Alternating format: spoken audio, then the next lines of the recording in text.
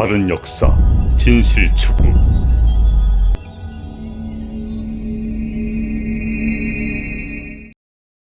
잘 아시는 우리 이내경 박사님, 양반이 박사는 아닙니다. 근데 제가 박사라고 정칭하는 것은 이 박자가 이게 넓을 박자네요.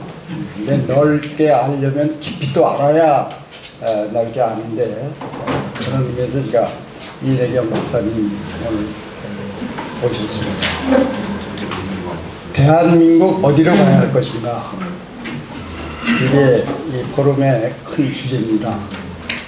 이 주제를 놓고 그동안 이와 관련된 각 분야의 전문가 선생님들을 모시고 한 달에 한두 번씩 우리가 이 포럼을 열고 있는데, 오늘은 그 격변의 국제질서와 한반도 프로세스라고 하는 이런 주제를 놓고 이내경 박사님으로부터 서로 미국의 정책, 트럼프의 지금 하고 있는 정책, 이것이 갖는 의미와 또 이것이 우리 한반도에 미칠 그런 여러 가지 영향, 또 이에 대해서 우리는 어떠한 자세로 대응해야 할 것인지, 한반도 문제를 엮어서 오늘 말씀해 주실 것으로 기대합니다.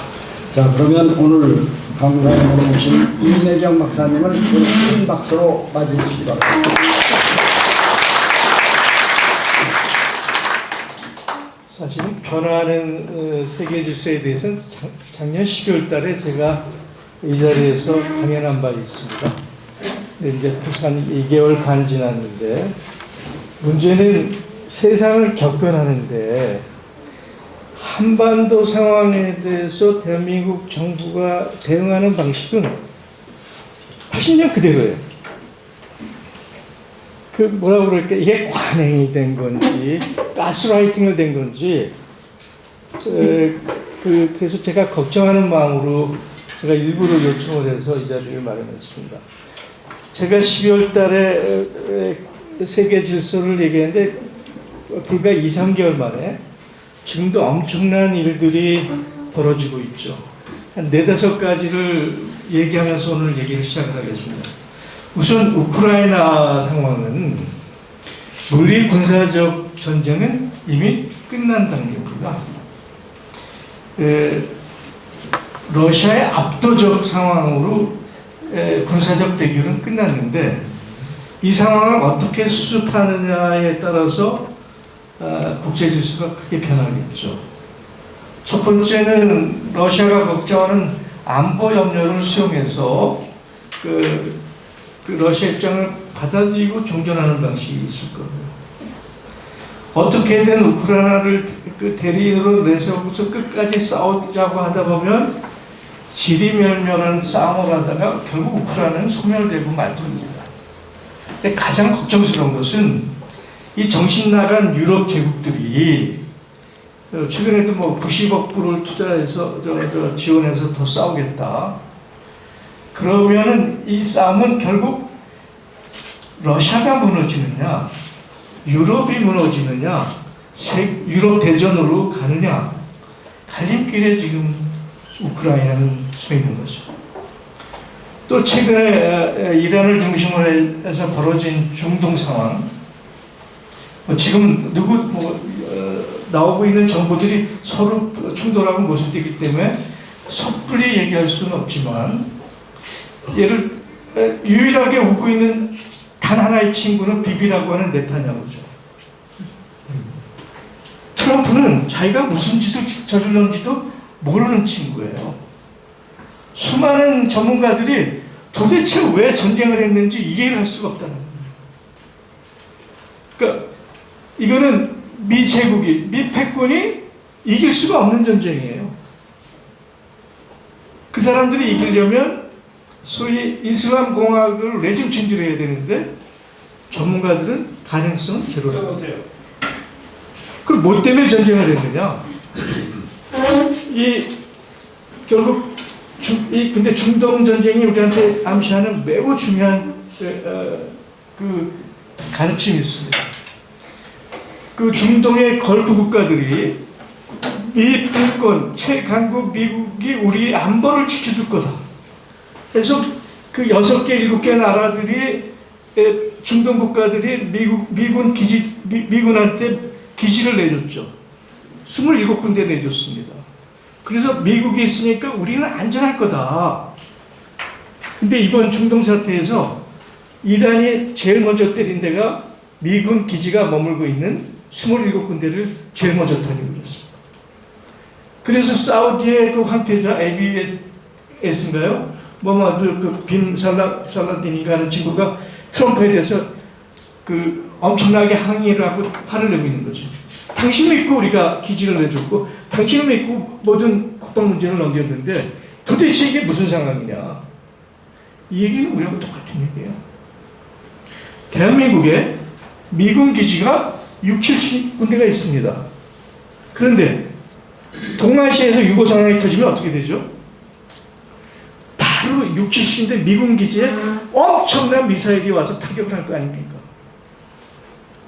이게 중동 사태가 우리한테 가르쳐주는 매우 중요한 상황이죠.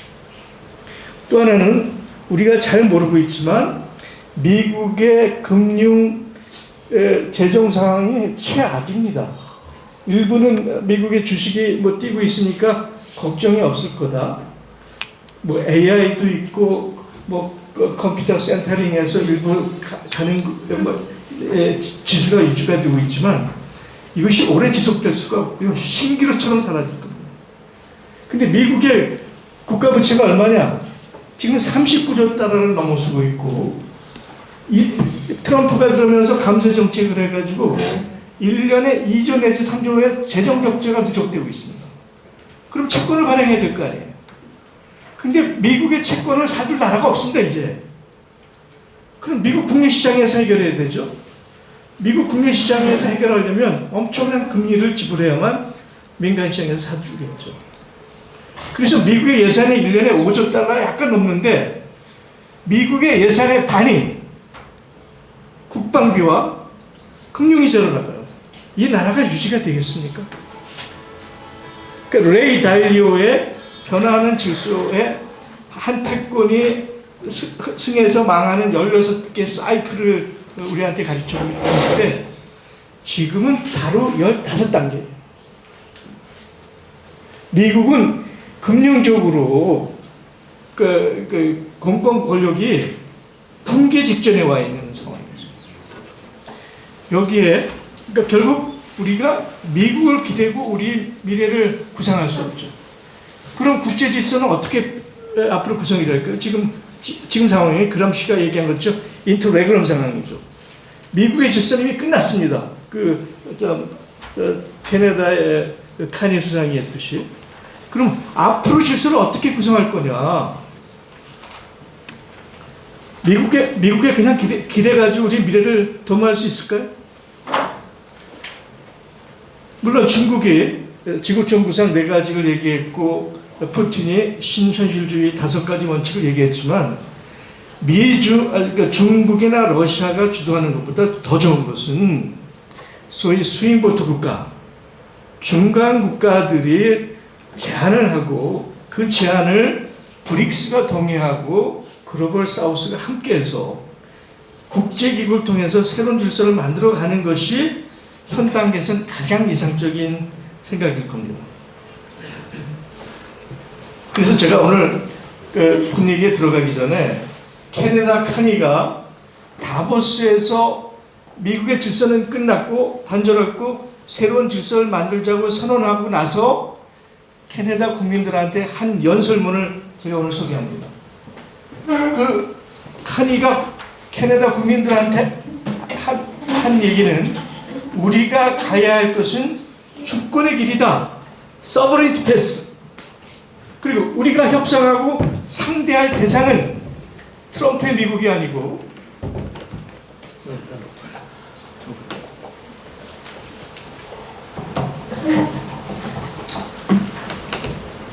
미래 세대에 다음 세대에 남겨줄 캐나다 미래다. 얼마나 감동적인 얘기입니까? 저는 이런 얘기를 오늘 이 시점에 우리나라 정치 지도자가 이런 얘기를 들려줬으면 하는 간절한 소망을 갖고 오늘 이 자리에 섰습니다. 사실은 3년 전 3월 1일 날 이미 이제 돌아가신 조성호 선배, 이부용, 임진택 저 해서 국민주권 선언을 뭡니까 무슨 종로에서 한 적이 있는데, 그때 이미 우리가 7가지의 국민주권 선언을 했습니다. 3년이 지난 지금 여전히 우리한테는 경제 금융 주권이 중요하고 민족 평화 주권이 대단히 중요한 시점이죠. 그때는 윤석열 시기이기 때문에 우리가 검찰 독재, 민생 판단, 전쟁 위기를 만난 비상시국회의라는 이름으로 했는데, 오늘 이 자리에서 다시 얘기한다면 우리는 용어를 좀 바꿔야죠. 국민주권. 저는 민생이란 말을 싫어합니다. 우리가 이 4만 불을 지향하는 나라가 하루 먹고 사는 민생 얘기할 시대는 아닙니다.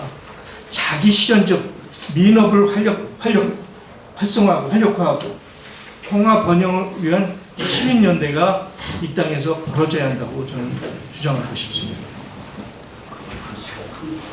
그래서 오늘 제가 5개 조목조목 얘기를 할 텐데요. 국제질서에 대해서 간단하게 얘기하고, 이 변화하는 국제질서에서 미국이 지금 어디로 가고 있느냐, 미국의 위상 변화에 대해서 얘기를 할 거고요. 그것에 대해서 조선이 지금 어떻게 대응하고 있느냐, 거기에 따라서 우리가 미국과 조선에 어떻게 대응해야 될지, 마지막으로 제가 이재명 정부한테 한반도 프로세스에 5가지 제안을 하는 걸로 오늘 제 강의를 마치려고 합니다. 지난번에도 격변하는 세계 질서를 얘기했는데, 아날 학파라고 현대 역사학에 가장 큰 영향을 미친 아날 학파에서는 역사를 물론 역사는 사이클을 이루죠. 근데 거기서 중심되는 3가지 키워드가 소위 구조라는 개념, 체제라는 개념이 있고요. 체제에서 끊임없이 벌어지는 사건과 상황과 국면이라는 개념이 있고요. 그 체제와 국면 속에서 움직이는 행위자, 이 3가지 팩터를 아날학파에서는 대단히 중시합니다. 그래서 2차 대전이 끝난 이후에 팍스 아메리카나, 미국의 절대적 우위의 상황이라는 미국 당국체제에서는, 미국 당국체제라는 구도가 한반도 국면을 결정하고, 한반도 국면에 우리 남한의 정치 상황을 좌지우지하는, 그래서 남한의 정치 상황, 아무리 위대한 지도자가 나도 한반도 국면을 극복할 수가 없고, 한반도 국면은 팍스 아메리카는 미국의 강력한 세계 질서를 넘어설 수가 없었던 것이 지난 7, 80년의 세월이죠. 그러나 그것이 최근에 급변하기 시작하는 겁니다. 그래서 특히 국면 사건이 크리티컬 모멘텀이라고 하는 어떤 체제를 넘어서는, 구도를 벗어나는 어떤 상황과 사건이 전개되면 그것이 복잡계 상황으로 넘어가게 되는 이러한 그림을 그리게 되는데, 이 그림에서는 구도와 국면과 행위자가 서로 맞물려서 작동을 하게 되죠.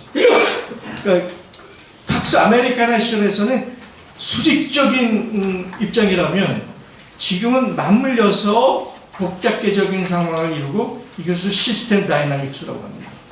그래서 이런 복잡계적 상황에서 누가 중요하냐? 행위자가 가장 중요한 요소로 작동하게 되죠.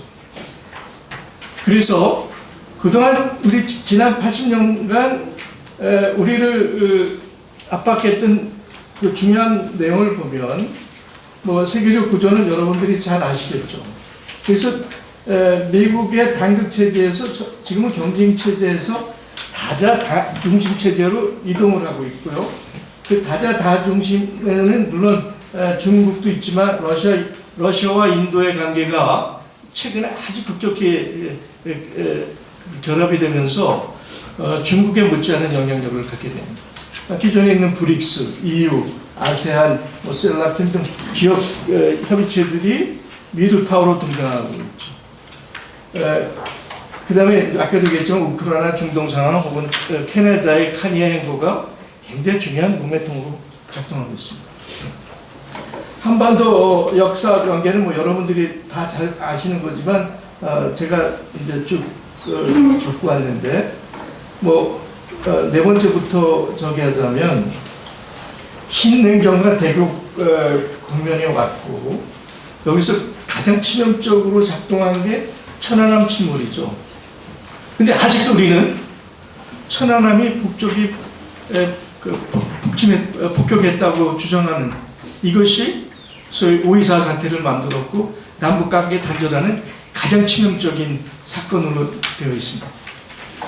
천안함 문제를 재해석하지 않고 남북 문제 해결이 될까요? 조선과 문제가 해결이 될까요?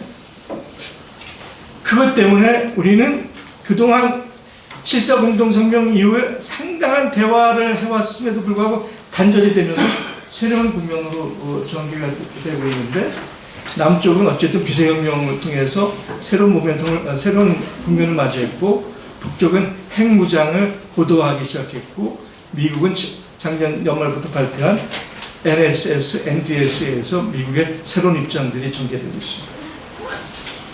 여기서 행위자들은 그동안 쭉 왔지만 이제는 지금부터 남한과 조선의 행위자는 결국 한 개인보다는 남한의 시민혁명과 북쪽에 가지고 있는 핵 강국이라는 두 측면이 대단히 중요한 요소로 작동할 겁니다.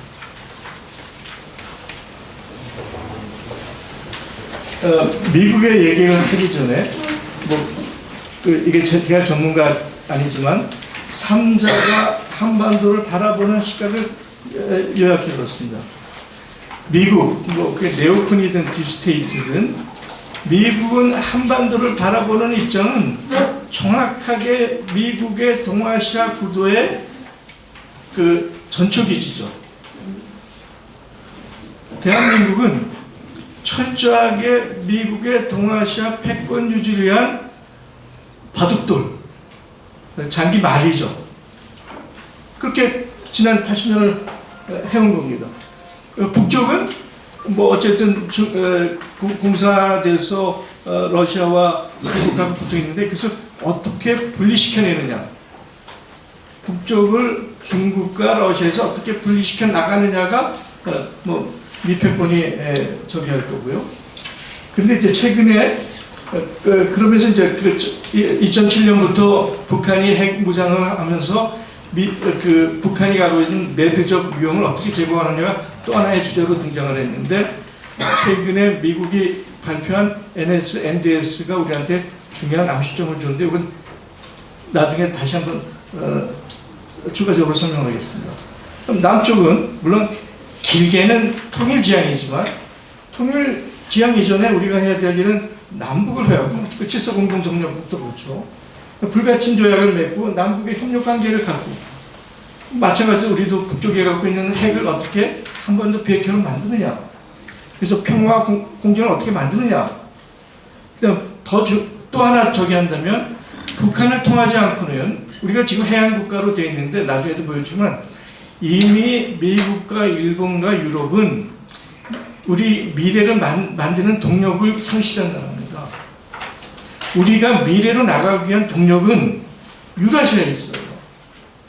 근데 유라시아로 나가려면 조선을 밟지 않고 나갈 수 없는, 그래서 우리가 미래 번영 성장을 하기 위해서라도 반드시 조선과 문제를 풀고 유라시아를 진출해야 되는. 근데 여기서 문재인 정권도 문제가 있었지만 윤석열이는 완전히 바이든의 포들이었죠. 그래서 캠프 데이비드 3자 회담을 통함으로 동시에 조선은 남한을 아예 자기 프로그램에서 제껴놨습니다. 그 포석을 윤석열이 합니다. 조선 입장은 당연히 사회주의 강국을 만드는 거고, 사회주의 강국을 만들기 위해서 평화도 필요하고 안전보장도 필요한 거고, 그 안전보장을 통해서 경제발전을 하고 국제적 사회 멤버로 진출하는 것이 조선의 기본적 전략이고 꿈이죠. 그런데 2017년 하노이 회담과 캠프 데이비드 3자 정상회담이 끝난 뒤에 북한은 대한민국만 지는 게 아니고 미국도 전략적 파트너에서 제꼈습니다. 그 조선의 미래 전략이 180도 전환했다는 거. 근데 이거를 대한민국이 인정을 안 해요. 이 엄청난 변화가 이루어진 거를.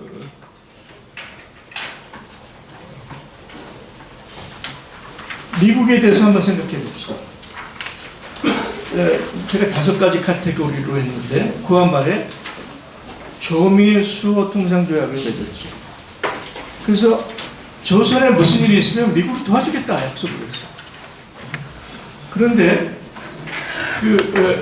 을사늑약이 이루어졌을 때 보제 이상솔 씨가 해그 갔다가 미국을 가서 그 당시 시어도르 루즈벨트를 만나겠다고 1년을 요청을 했는데 만나주지 않았어요. 그런데 뒤에서 가츠라 태풍이라고 했죠. 대동아 전쟁이 있었습니다. 대동아가 끝나서 해방이 됐을 때 미군의 한국이 남한에 진입한 게 해방군이냐 점령군이냐 논쟁이 있죠. 어쨌든 군중이 시작됐습니다. 6.25 동란 벌어졌을 때 곧바로 이승만이 매국적 행위로 유엔 총사령관, 미군 사령관한테 군사작전권을 넘겨줬죠. 이 치명적인 사건이죠. 그리고 곧바로 미국은 대동아 전쟁의 그 전쟁 범죄 국가인 일본에게 면죄부를 주고 그 피해 당사자인 대한민국이든 조선이든 그다음에 이제 그 공산화가 된 중국을 일체 초대하지 않고 일본에게 자신들의 동아시아 전략의 기지국가를 만든다는 합의하에 강화적을 내줬죠. 면죄부를 던져줬지 않습니까? 그러니까 가츠라 테프트 미약과 샌프란시스코 강화적은 같은 선상에 있는 거예요. 그 뒤에 휴전이 끝내 사실은 휴전을 했을 때 곧바로 제네바에서 1954년에 온전한 종전, 평화로 전환하기로 약속을 해서 휴전을 했는데 제네바 회담을 진행하는 과정에서 미국이 아니야. 한반도는 대한민국은 우리 방공기제 전칙 활용해야 돼. 그래서 종전으로 바꾸고 평화회담으로 바꾸는 것을 일체 거절하고 회담을 중단했죠. 그 미국입니다. 그리고 60년대 이후부터 노태우가 등장해서 한반도 핵 비핵화 선언할 때까지 남한 땅에 전술핵을 1000기 가까이 배치했습니다.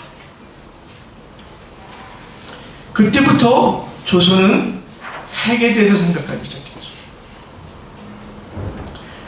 그 징후를 보고 소련이 붕괴되니까 노태우를 시켜서 한반도 비핵화 선언한 거 아닙니까? 조선이 핵무장하지 말라고. 그래서 94년에 제네바에서 일반 합의를 했잖아요. 그래갖고 우리가 중위도 대주고 경수로도 져주고 해서 그러니 네가 에너지가 필요하다고 핵개발 하지 마라 합의했잖아요. 근데 그걸 깬 게 누구죠? 아들 부시 아닙니까? 네? 북쪽이 깬 게 아니에요. 착각하지 마세요. 부시가 조선을 보고 불리한 국가 악의 축 저놈들한테는 단 1푼도 도와줘서는 안 돼. 무릎을 꿇겨야 돼. 이게 부시와 그 측근들이 조선에 대해서 얘기한 거 아닙니까? 조선이 멍청한가요?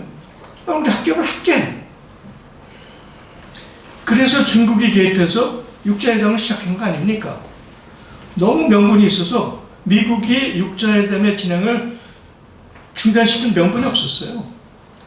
근데 육자회담을 합의하고 나니까 곧바로 델타뱅크 아시아 사건을 터뜨려서 무력화신 거 아니에요.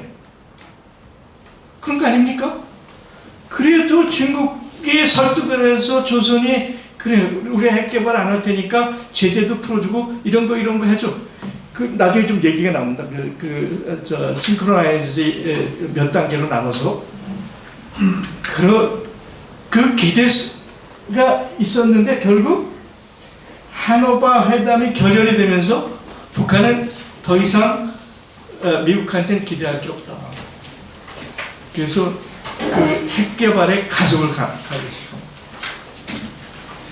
그래서 현재 시점에서 미국은 한반도에서 평화를 유지하는 안전 유지에 안전판 역할을 한다거나 무슨 대한민국을 방어해주는 방어 기제가 아니라 앞으로 한반도 프로세스를 되는데 장애물이 될 가능성이 훨씬 높고요.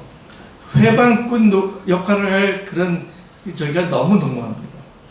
근데 그런 미국에 대해서 피스메이커를 해달라고요? 페이스메이커만 해줘도 다행입니다. 방해만 안 해도 다행입니다. 우리가 방향을 전환해야죠.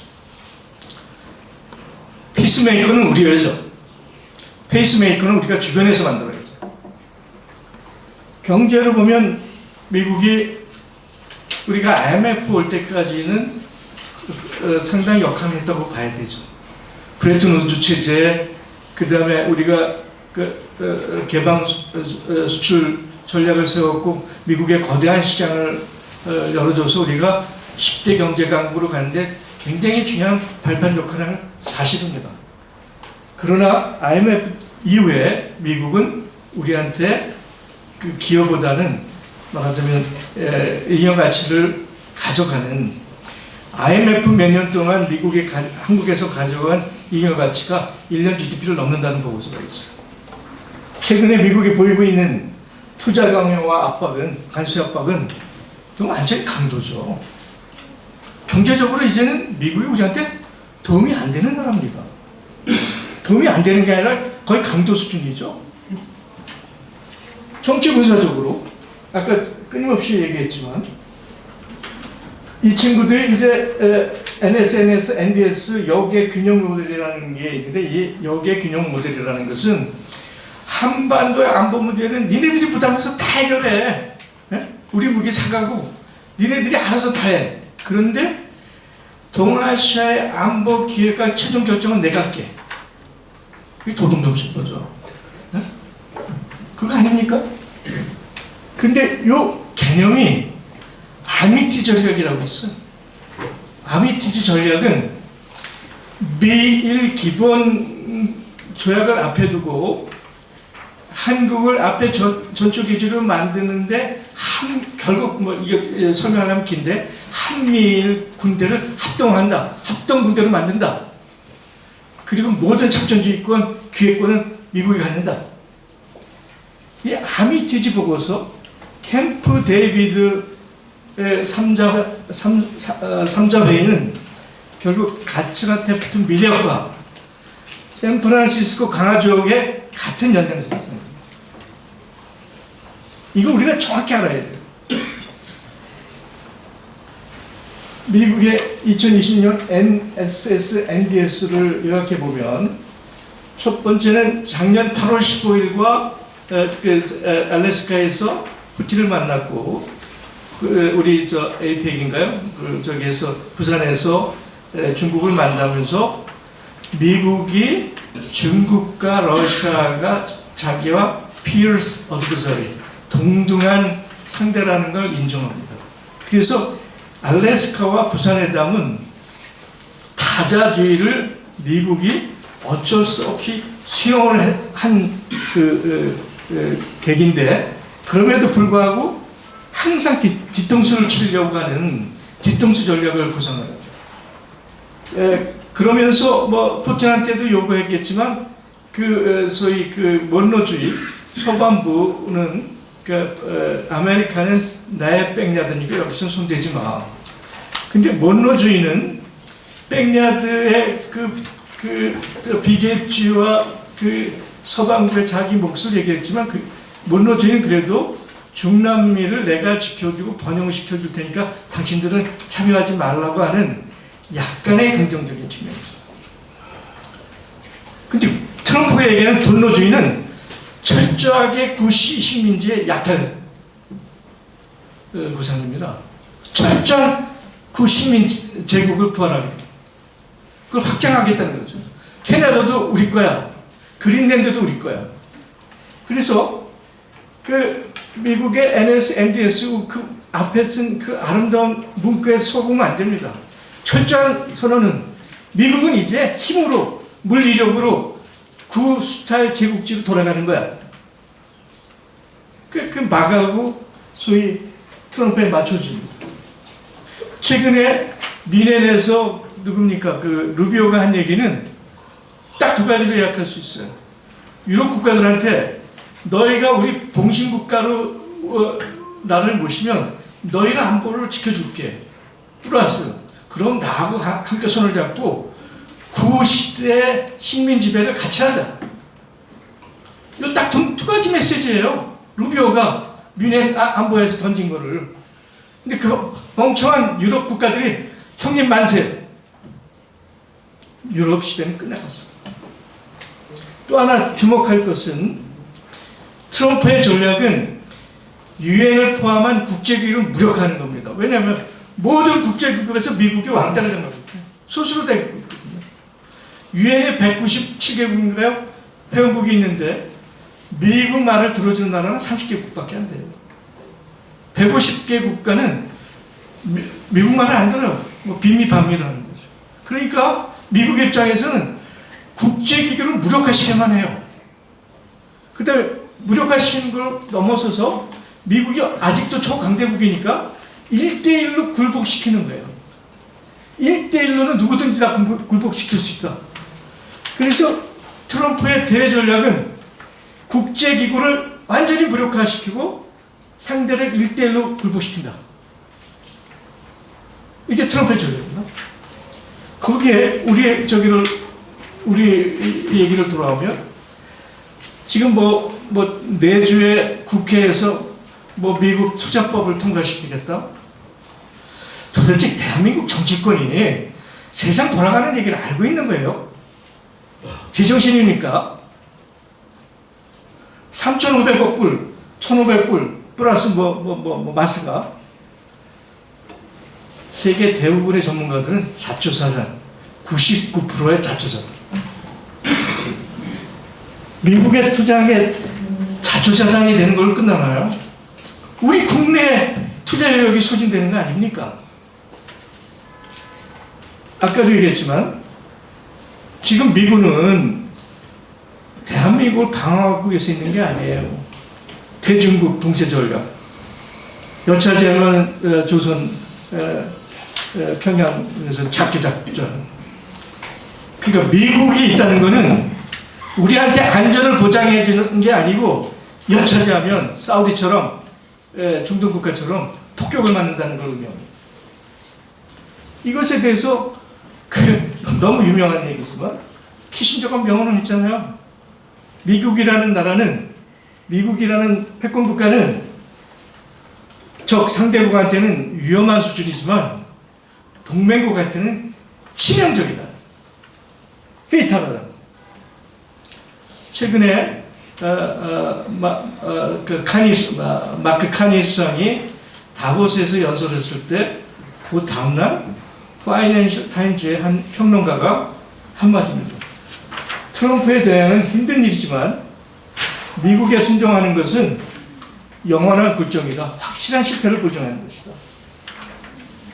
미국의 최근의 전략에서 대한민국 한반도에 배려가 있던가요?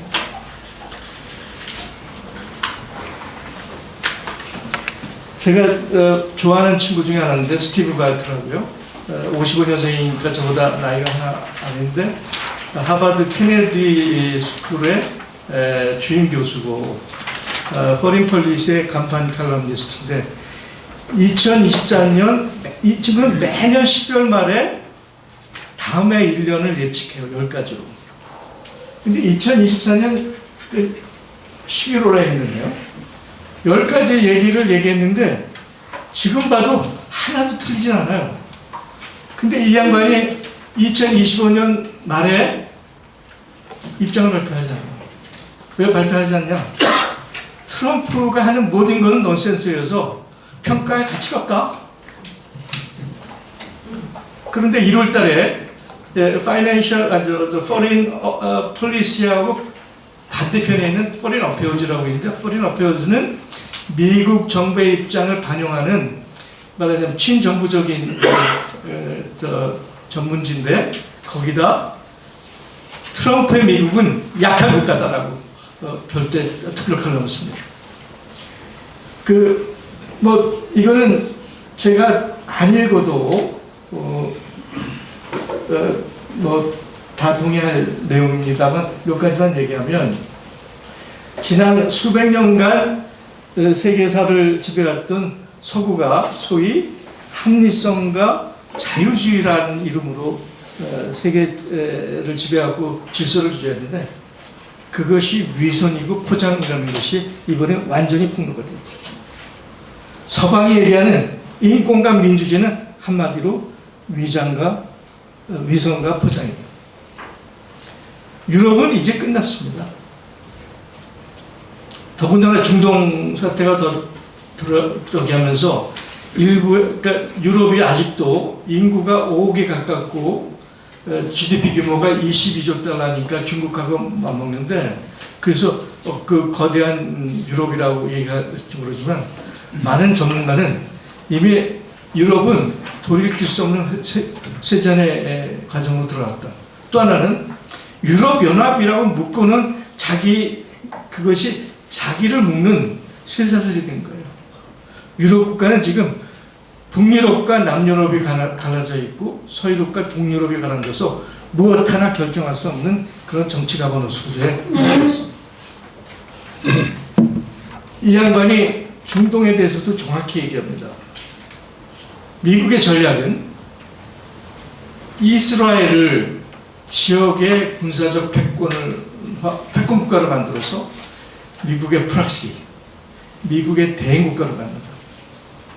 그게 이번 이란 사태에서 정확히 보여준 거죠. 그래서 미국의 중동 전략은 명확합니다. 이스라엘을 지역의 군사적 패권 국가로 만든다. 10번째, 결국 미국은 정치적으로 분열하고 경제적으로 붕괴되면서 미국이 다시 보통 국가로 전환해야 될지 혹은 자기들이 중국과 러시아를 욕하는 권위주의로 갈지 그 기로에 서 있는 거죠. 이제 조선에 대해서 얘기하겠습니다.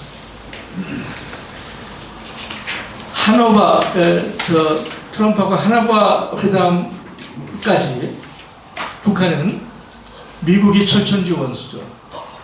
6.25 동란 때 북한의 인구의 5분의 1이 사망합니다.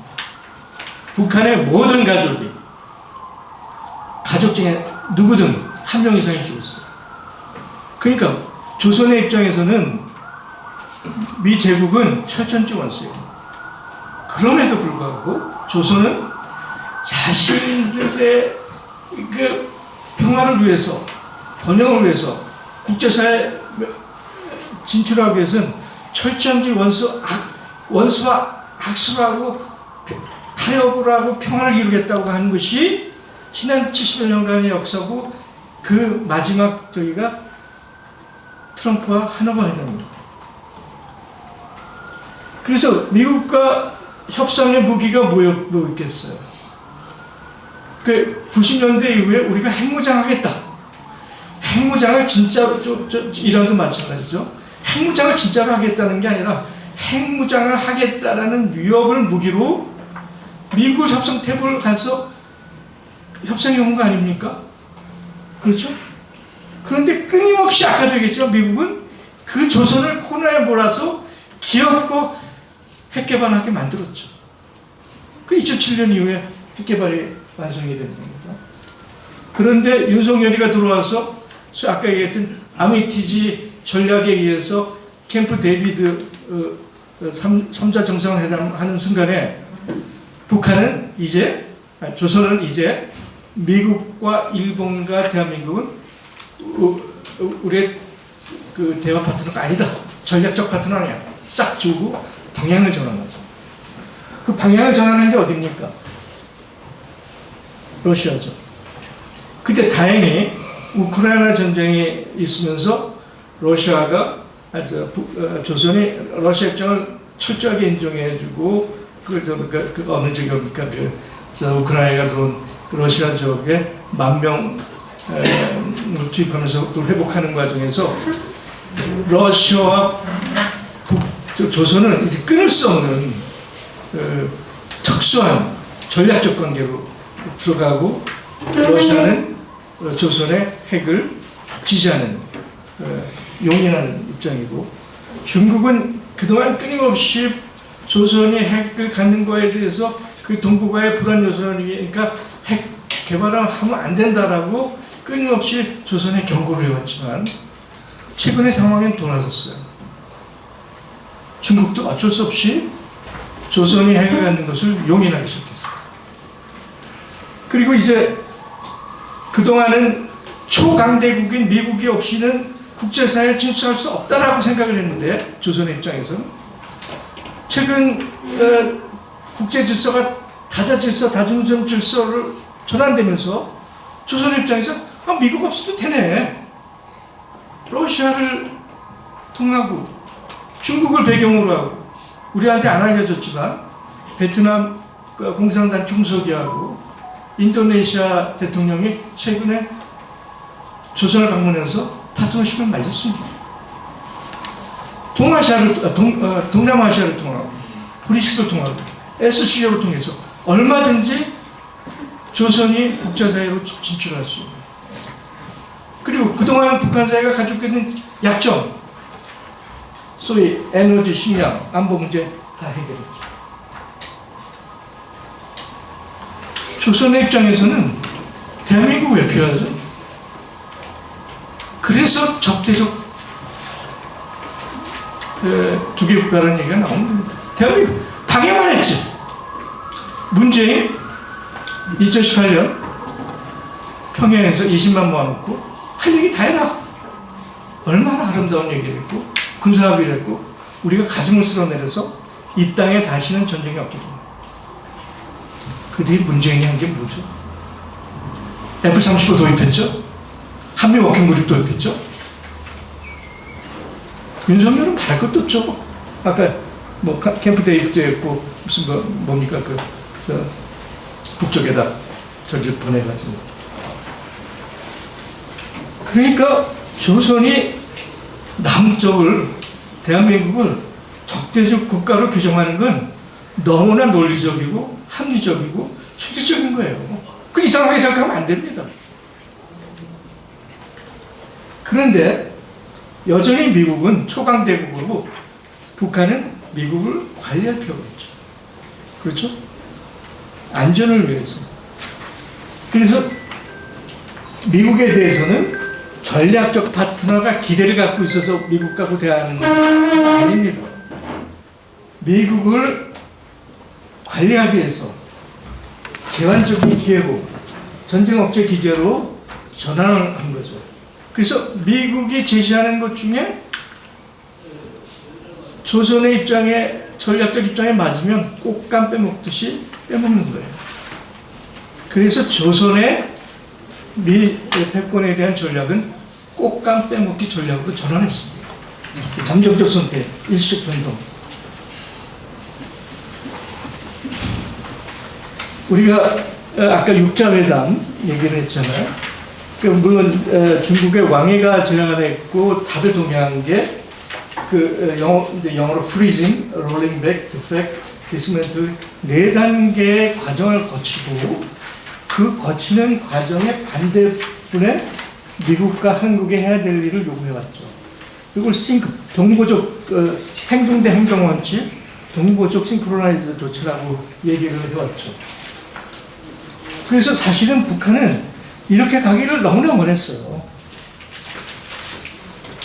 그런데 하노이 회담 결렬 이후에 트럼프는 당장 내일이라도 핵 전부 다 해체해. 그러면 내가 도와줄 수 있어. 선 CVID, 선 핵 무조건 해체해야 내가 널 도와준다. 이게 도둑놈 심보죠. 강도 심보죠. 그 순간에 조선은 핵 얘기하지 마. 그 다음에 트럼프 일기 얘기죠. 바이든은 철저하게 이중적 사기적 행보를 했고 그 뒤에 캠프 데이비드 저기를 도입한 거죠. 그래서 북한은 이제 오로지 핵 강국을 매진하는데 현재 한 50개의 핵탄두를 갖고 있다 그러는데 그 정도면 되지 않겠느냐라고 생각할 수 있어요. 그렇지 않아요. 전문가들 얘기에는 미국을 상대하기 위해서는 핵탄두를 최소한 200개 이상을 가져야 됩니다. 지금 조선은 그 방향으로 가고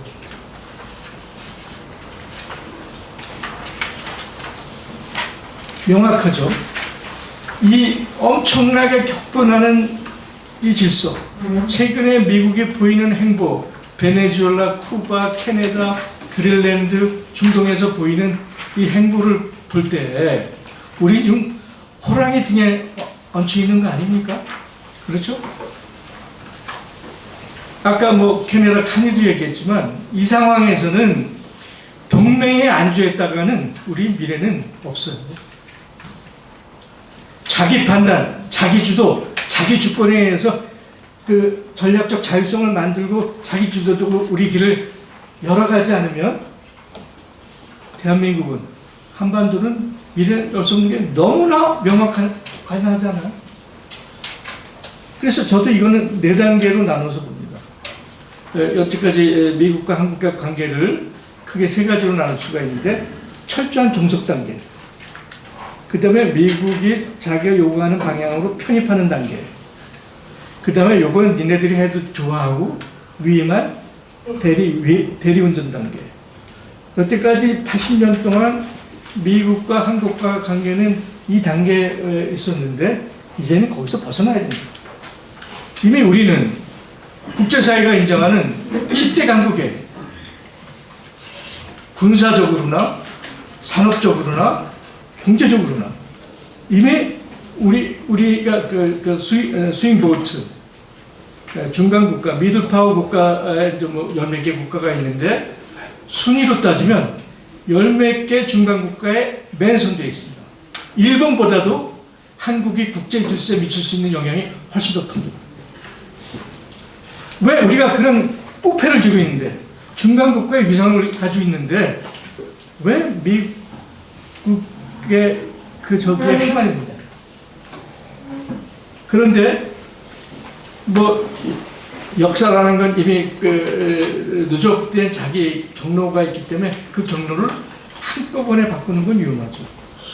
더구나 지금 트럼프가 보이고 있는 저 마초주의, 럭비공 전략이 어디에서 어디를 튈지 모르기 때문에 우리는 방어운전을 해야 됩니다.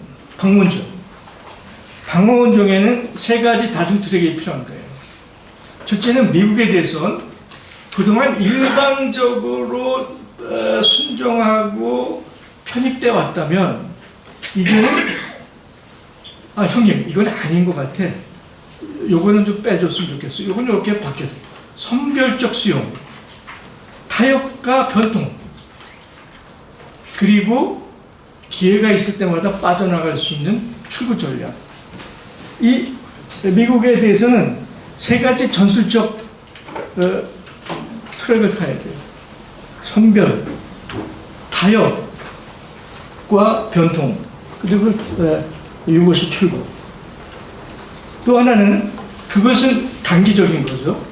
중장기적으로는 우리 독자적인, 자기 주도적인, 주권적인 독자 노선을 중장적으로 계획합니다. 플러스 아까 얘기했죠. 우리가 아주 강력한 스윙보트 국가, 중간 국가로서 국제적 연대를 모색하죠. 그래서 지금은 강요된 동맹 무조에 갇혀 있지만 우리가 먼 길로 갈 때는 자주적 상호협력으로 가야 되는데 이것이 한꺼번에 가지지는 않겠죠. 그렇죠? 그럼 몇 단계를 거쳐야 되니까 조건 제한적인 동맹으로 가고 관리적인 상호동맹으로 가고 그리고 자주적 상호협력으로 간다. 근데 저는 여기서 반미운동에 대해서는 좀 반대합니다. 미 패권은 붕괴할 수 있어요. 미국의 글로벌리스트는 망할 수가 있어요. 그러나 미국이란 나라는 미 합중국은 망할 수가 없는 나라입니다. 인류 역사에서 이렇게 강력한 천의 혜택을 받은 나라가 없어요. 미국은 망해도 미국이에요. 그러니까 반미한다라는 것은 어리석은 거죠. 우리가 해야 되는 건 미국에 대해서 용미하고 활미하고 어떻게든 미국과 협력해 가면서 새로운 세상을, 그때 미국은 패권의 미국이 아니고 보통 국가예요. 그래서 우리가 미국을 바라볼 때는 반미가 아니고 그 패권적 미국이 다시 태어난 보통 국가가 되도록 우리 미국 신들이나 미국 정치를 도와주면서 파트너로 활미 용매가는 게 저는 정답이라고 생각합니다. 반미는 아니라고 생각합니다. 반패권은 맞습니다. 미국이 보이는 패권적 행위, 그건 철저하게 비판해야 되겠죠. 제가 미국과 한국과의 관계를 세 단계로 나눠서 얘기했는데 구체적으로 정리합니다. 한국 패식론, 정성론의 구체적인 얘기는 아까 얘기했지만 샌프란시스코 강화조약은 철저하게 한국을 배제한 종속시킵니다. 유엔사 정치가 그렇죠.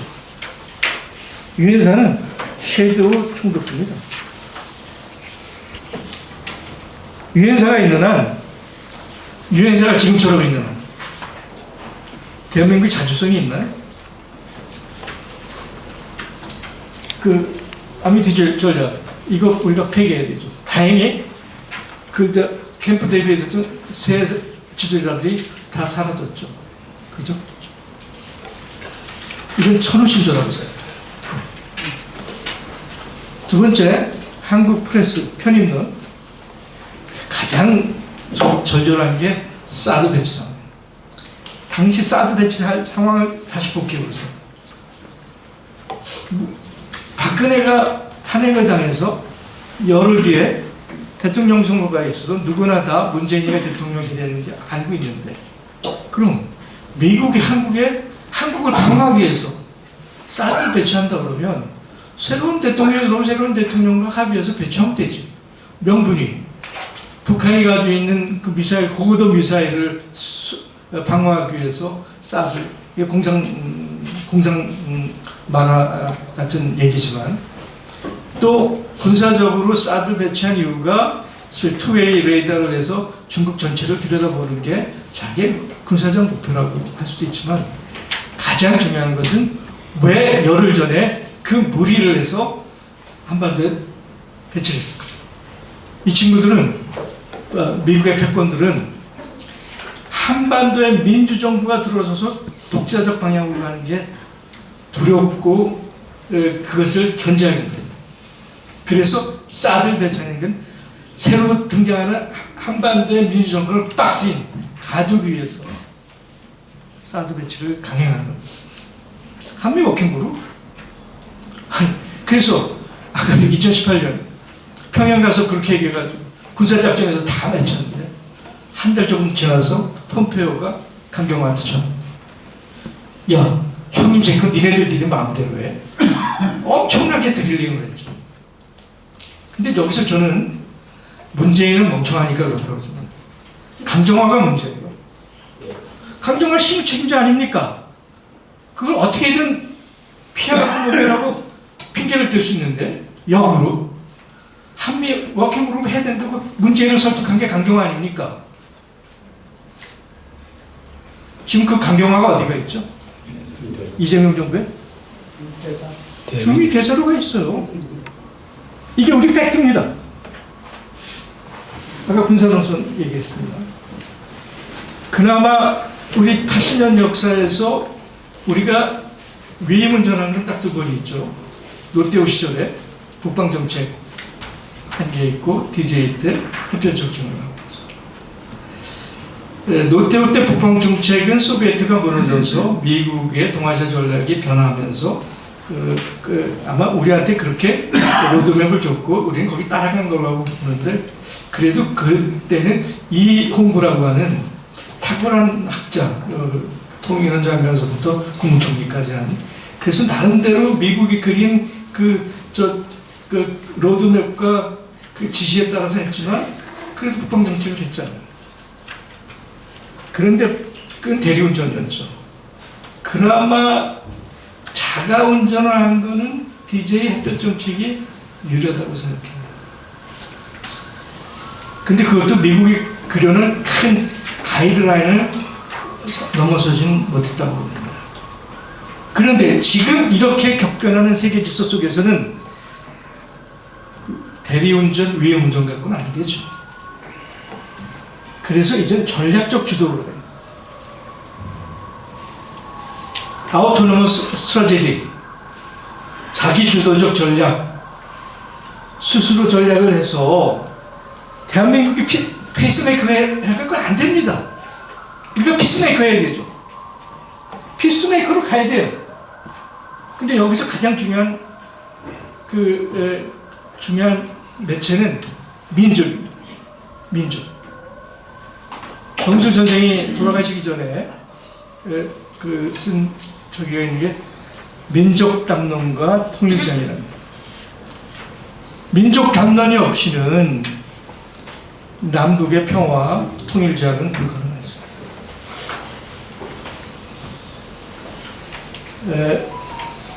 이거는 간단하게, 미국은 지금도 그렇지만 한 번도 국제사회에서 자기가 내뱉은 약속을 지킨 적이 없어요.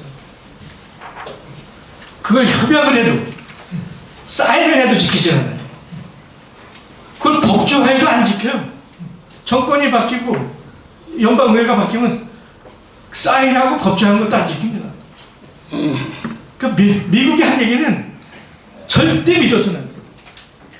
그러니까 앞으로 우리가 미국을 상대할 때는 그냥 약속을 했으니까, 조약을 했으니까 쟤네들이 무슨 규정을 만들었습니다. 안 그렇습니다.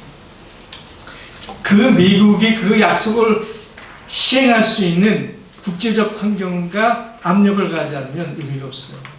근데 지금 내가 아까도 얘기했지만 미국하고 뭐 팩트리스트라고 그랬나? 뭐라 그러냐?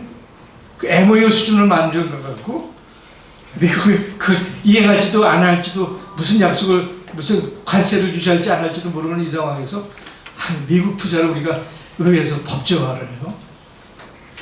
난 대한민국 정치인들 정신 차려요. 왜 우리가 앞장서서 법제화를 합니까? 트럼프가 몽둥이 두들기면 좀 맞지. 왜 자기 손발을 묶는 어리석은 짓을 스스로 돌리고 있어. 오늘의 가장 중요한 하이라이트. 이미 조선은 대한민국의 마음이 식었어요. 떠나간 애인입니다. 연인입니다. 조선은 남한이, 대한민국은 안중에도 없어요. 전략에도 없어요. 전술에도 없어요. 뒤돌아보지만 떠났습니다. 저는 사랑을 잘 할 줄 몰라요. 그런데 떠나간 애인을 팔목을 붙잡고 발을 붙잡고 옷을 잡고 가지마, 다시 사랑해줄게. 이건 스토킹이에요. 그래서 사랑이 돌아오겠습니까? 안 돌아와요. 더 망쳐요. 지금 이재명 정부가 그 짓을 하고 있어요.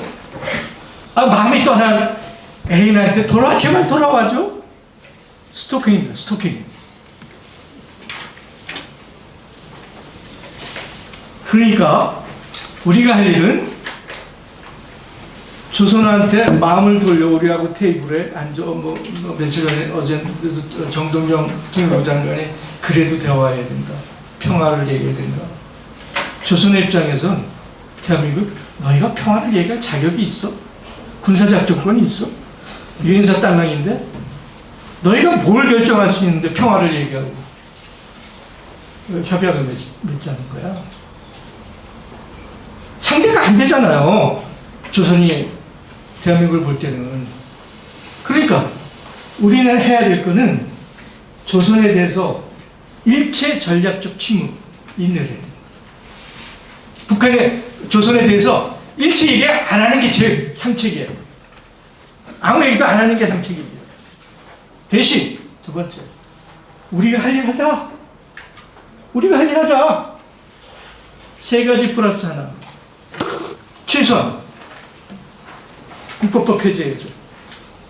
아니, 세계 10대 강국이 민주주의 모범 국가가 아직도 국법법이 살아있어요. 제도 정치권을 기대가지고 국법법 하세요입니다. 폐지 안 돼요. 국법법 반드시 폐지해야죠. 국법법은 치욕입니다, 대한민국이. 전작권 회수해야죠. 그런데 NSS, NDS에서 약간의 기회는 있습니다. 우리가 모든 걸 부담하고 일정 부분의 자율권을 주는데, 그런데 우리가 노무현 시절을 지나서 이명박에도 봤지만 미국이 일정 시기가 지나면 또 핑계를 대서 잔존권을 안 놔요. 무슨 핑계를 대서 또 연장 유지하려고 할 겁니다.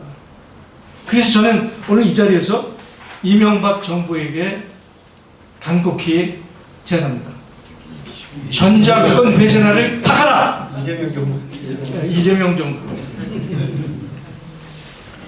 2028년 10월 1일이 전작권을 회수하는 날이야.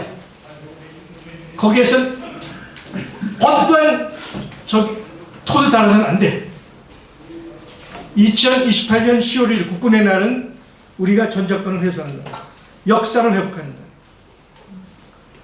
미국이 토를 달면 그냥 펀치리스트로 놔둬. 알았어. 그 펀치리스트로 놔둬. 우리가 천천히 할게. 그러나 전작권은 그날 반드시 그 이전에 회수하면 더 좋죠. 그래도 2년 여유를 준 겁니다. 네? 헌법 수정해야죠. 한반도 그 부속도서가 대한민국의 영토는 아니죠. 대한민국의 법적, 행정적 강제력이 미치는 것이 한반도 영토다. 그러니까 대한민국 영토다. 이렇게 바꿔야 합리적이죠. 이 세 개를 하면 조선이 저 친구도 한번 다시 봐야 되겠는데 3월달에 또 한다고 하는 군사 한미 군사훈련 연기를 하든가 꼭 해야 되려면 한반도 근육 밖에서 해야 돼. 특히 전략자산은 전개하지 마.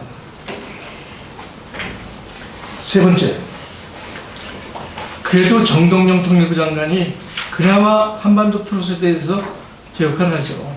안 보시겠나? 엉망이잖아요. 네? 정동영 장관이 얘기한 DMZ 관련법 적극적으로 지적하고 실현시켜야죠. DMZ 관련법을 저기하는 건 유엔사를 조선총독부에서 이제는 뒤로 빼는 거잖아요.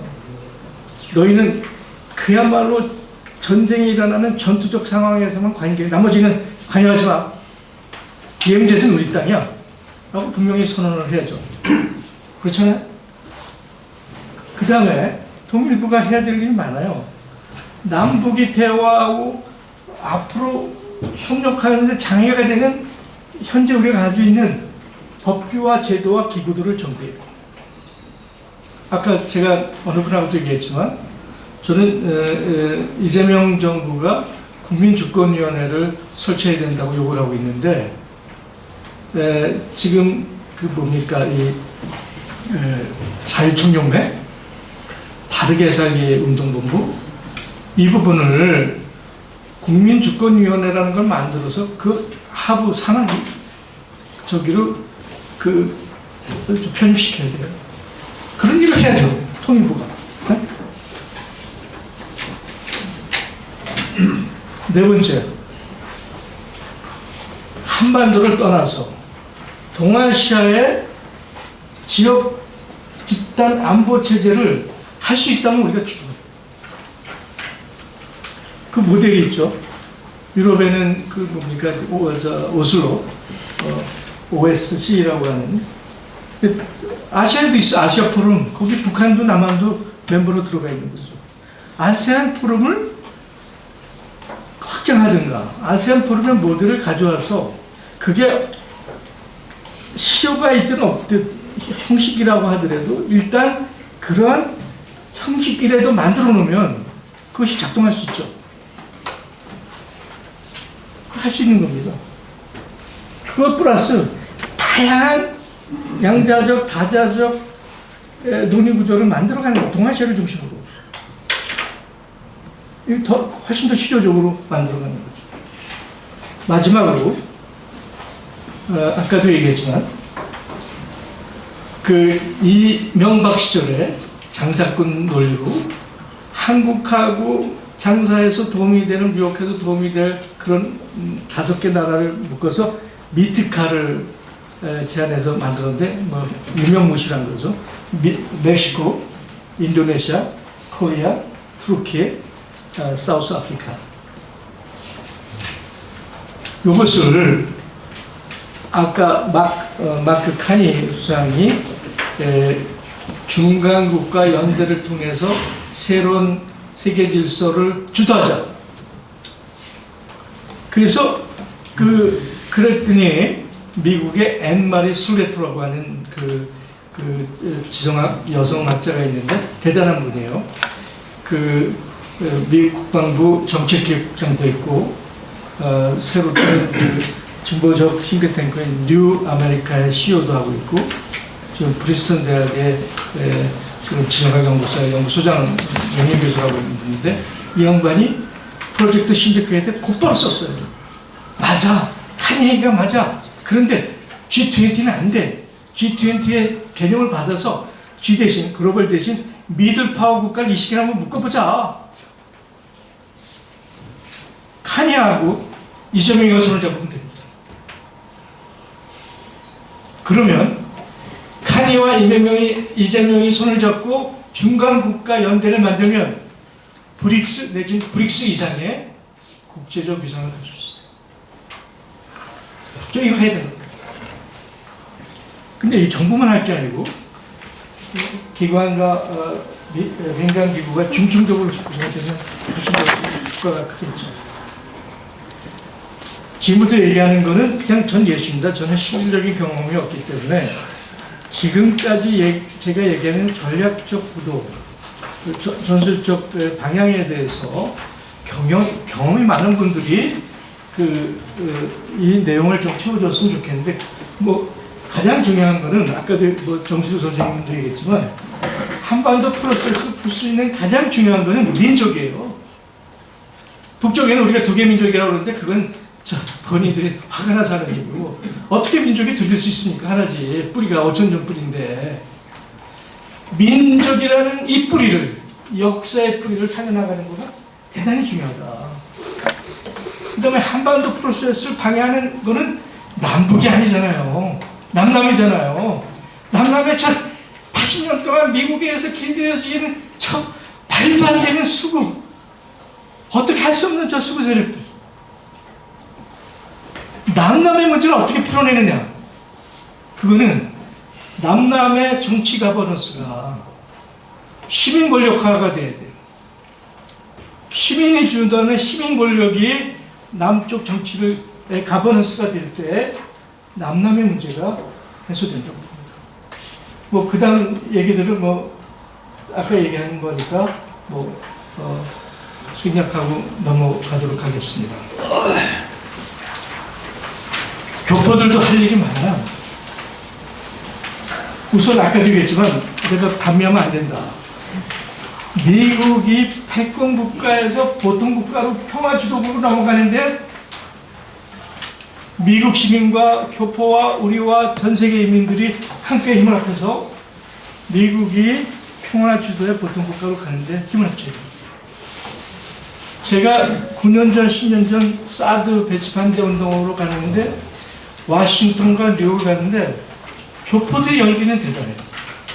그런데 정부 지원은 제로야. 그래서 제가 돌아와서 얘기했어요. 외교위원장이니, 당 감독이니, 교포재단인가요? 동포재단 만나서 다.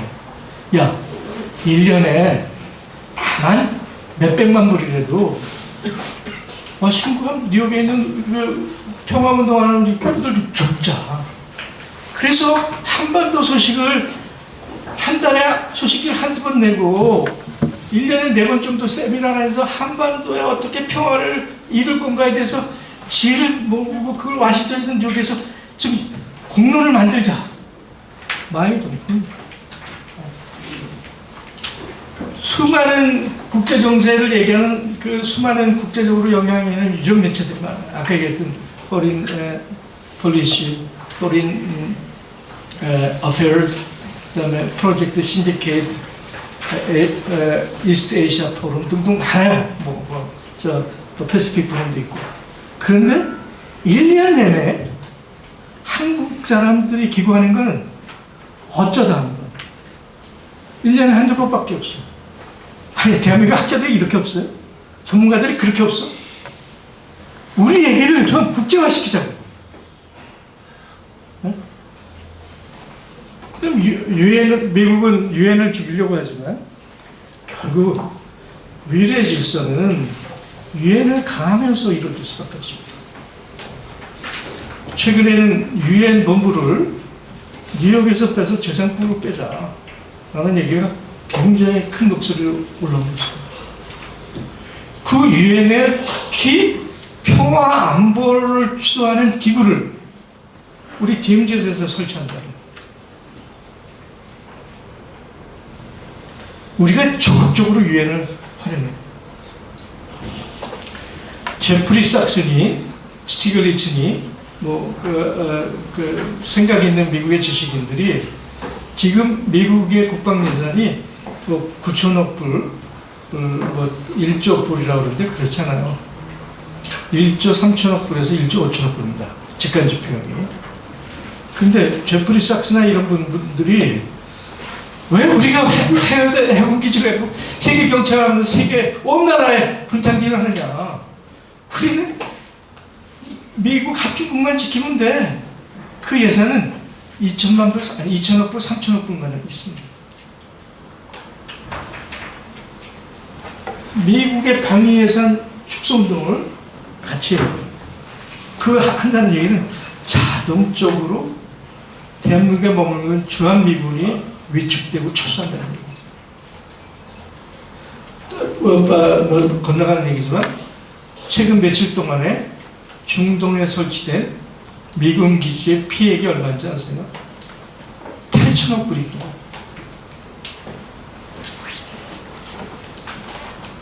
그 다음에 아까 이제 다자적 기구를 얘기했는데 저는 일본에 대해서는 회의적이에요. 육자회담에 일본이 들어있지만 우리가 다자, 양자, 다층, 중층적 다자 구도를 만드는데 우리는 아세안이 굉장히 중시해야 됩니다. 아까 얘기했지만 인도네시아나 베트남 같은 경우는 우리하고도 거래했지만 조선하고도 경각을 갖고 있습니다. 인도도 중요할 수 있죠. 중국, 러시아 중요합니다. 그쪽이 무슨 권위주의 국가라고 해서 시민사회가 있겠냐? 그렇겠어요. 싱크탱크 있고 다 있습니다. 이 부분은 우리가 시민사회가 적극적으로, 그래서 제가 평통분들 좀 오늘 이 자리에 좀 와주십사 했는데 처장이 해외 출장 가서 모른다는데 오셨나 모르겠어요. 그래서 우리가 정부뿐만 아니라 시민단체, NGO들이 합해서 국제적인 네트워크를 만들어가자. 마지막, 이거 제 서비스입니다. 이런 머스크가 얘기해서도 유명해졌지만 세계 경제 기여도를 표시했어요. 여기서 유럽 국가를 찾아보고 있나요? 독일 하나입니다. 세계 경제 성장에 기여하는 기여도가 유럽은 0.9. 그렇죠? 0.9. 미국이 지난 몇 년 동안 12%에서 15%를 했는데 올해는 10% 미만으로 떨어집니다. 세계 경제 성장에 가장 기여하는 것은 중국과 인도고, 중국과 인도를 합한 저기가 45%예요. 43.6%. 나머지 국가들을 보세요. 베트남, 터키, 사우디, 인도네시아, 브라질, 나이지리아. 우리가 이쪽으로 노는 우리의 미래를, 평화 번영을, 미래 자손을 위해서는 우리의 대외 정책, 외교 정책, 안보 정책을 이쪽으로 돌릴 때만이 새로운 지평이 옵니다. 오늘 제 강의 여기서 마치겠습니다.